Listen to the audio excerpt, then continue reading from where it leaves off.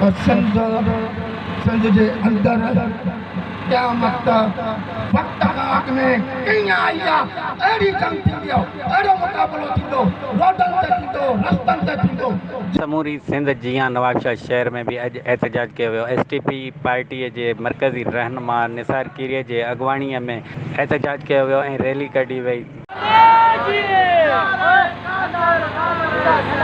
निसार कीरीअ जो वधीक चवणु हो त नसरुल्ला गडानीअ जो नाहक क़त्ल जे ख़िलाफ़ असां एहतजाज कंदा रहंदासीं। जेसि ताईं उनखे इंसाफ़ न मिलंदो असांजूं रैलियूं असांजो एहतजाज जारी रहंदो। पुरअमन एहतजाज में वधीक चवणु हुयो त नसरुल्ला गडानीअ खे नाहक क़त्ल कयो वियो आहे, उन जे घर वारनि सां इंसाफ़ कयो वञे ऐं नसरुल्ला गडानीअ जा कातिल जल्द सां जल्द गिरफ़्तार कयो वञनि।